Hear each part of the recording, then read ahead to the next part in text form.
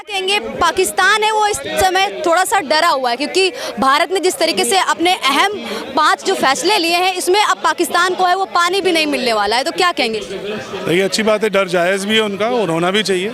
मुझे लगता है कि हम सरकार के इस फैसले का हम वेलकम करते हुए, लेकिन उनसे हमारी जो डिमांड्स हैं बहुत स्पष्ट रूप में कि ये माने कि कश्मीर में जो हो रहा है वो जिहाद है, उसका कोई दूसरा रूप नहीं है। आप किसी और प्रिज्म से, किसी और मैट्रिक से उसको मत देखिए। जिहाद वो हमारे साथ हुआ है, हिंदुओं को चिन्हित करके नाम लेके वहाँ मारा गया है, और जब उनको मारा गया है तो वो उनको टारगेट ही इसलिए किया गया कि वो हिंदू हैं। तो इसका कोई और प्रिज्म नहीं है। जब तक वहाँ पे जो लड़ाई है वो निज़ाम मुस्तफ़ा को एस्टैब्लिश करने की लड़ाई है, और वहाँ पे निरंतरता है इस जेनोसाइड की। जो वहाँ पे हिंदुओं को मारा गया वो लगातार वहाँ पे यही हुआ है और आगे भी यही होता है। तो ये हमारी बहुत स्पष्ट हमारे दो। लेकिन कई लोग हैं सोशल मीडिया पे लगातार इस तरीके की बातें बोल रहे हैं कि आतंकवादी का कोई धर्म नहीं होता, जात नहीं होती है। वहीं विपक्ष भी यही सवाल खड़ा कर रहा है कि क्यों एक धर्म को टारगेट करना है। तो आपने कितने हिंदू आतंकवादी देखे हैं जिन्होंने आतंकवादी हमला किया है? आप बताइए, कितने क्रिश्चियन आतंकवादी देखे हैं अभी आपने? आतंकवाद का धर्म है और स्पष्ट है, आतंकवाद का धर्म है और सारे आतंकवादी मुसलमान होते हैं। तो ये तो बहुत स्पष्ट है, बहुत ही क्लियर है इस चीज़ में। इसमें इस ढकोसलों में हम क्यों रह रहे हैं? आप मेरे को बताइए ना, कौन सा हिंदू आतंकवादी संगठन है जिन्होंने ऐसे मारे हैं? सवाल लोग ये भी खड़ा कर रहे हैं कि मरने वाला तो एक मुस्लिम समाज का भी था। तो जो मुस्लिम समाज का मारा गया, क्या वो मुस्लिम था इसलिए मारा गया? क्या उसका पैंट उतार के देखा गया था खतना हुआ है कि नहीं हुआ है? बाकियों को तो वैसे ही मारा गया ना। वो इसलिए मारा गया क्योंकि वहाँ पे जब अटैक हो रहा था तो ऐसा कहा गया कि उसने वहाँ पे रोकने की कोशिश की, क्योंकि उसने रोकने की कोशिश की वो तब मारा गया। लेकिन उसको चिन्हित करके तो वहाँ हिंदुओं को ही मारा गया ना।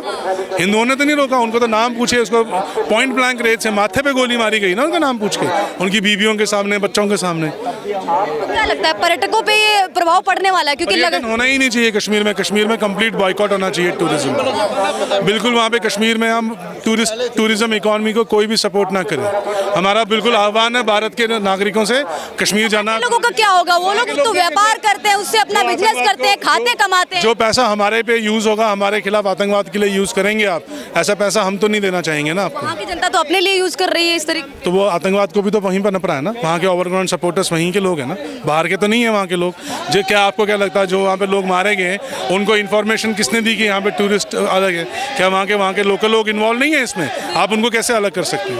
लगातार ये भी सवाल उठाया जा रहा है कि जहाँ जो पाकिस्तान की सीमा है वो गुजरात से भी मिलती है, राजस्थान से भी मिलती है, जम्मू कश्मीर से भी मिलती है, तो जम्मू कश्मीर में इस तरीके की घटनाएं क्यों देखने को मिलती है?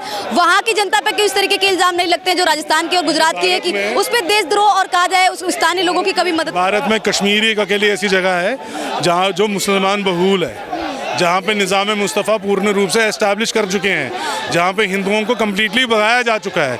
तो वहीं के लोग चाहते ही नहीं हिंदू वहाँ पे आए। हिंदू जब भी वहाँ पे चिन्हित होगा, जहाँ भी हिंदू रिसर्जेंस की कश्मीर में बात होगी, उसके साथ वहाँ पे हमेशा यही होगा। आतंकवादियों ने सीधे चैलेंज किया है मोदी जी को कि अब आप टूरिस्ट बढ़ा रहे थे, जिस तरीके से टूरिस्ट आ रहे थे अब।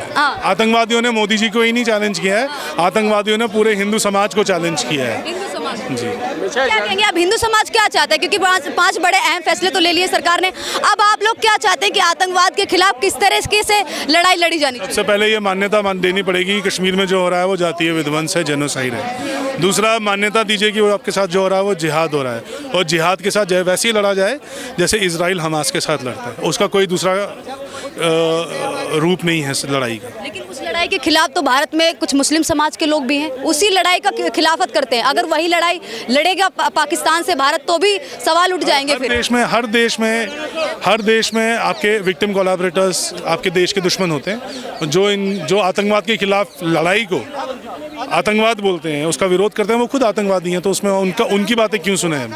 आप देश के उन नागरिकों की बात सुनिए ना जो वो लड़ रहे हैं उनके लिए, जो मर रहे हैं। कश्मीरी हिंदू समाज जितना भी है वो कश्मीर में मरा क्योंकि वो भारतीय चिन्हित हुआ, वो हिंदू चिन्हित हुआ। और जब हम बोल रहे हैं आपको कि वो जो वहाँ के लोग हैं वो ओवरग्राउंड वर्कर्स हैं, वो उनके सपोर्टर्स हैं, तो वो हैं, तो उनके साथ वही होना चाहिए जो हर आतंकवादी के साथ होना चाहिए। अब कुछ लोग उसमें बंदूक उठाते हैं और बहुत सारे लोग उस बंदूक का साथ देते हैं, लेकिन आतंकवाद का साथ देना आतंकवाद से ज़्यादा खतरनाक होता है। ठीक है, धन्यवाद।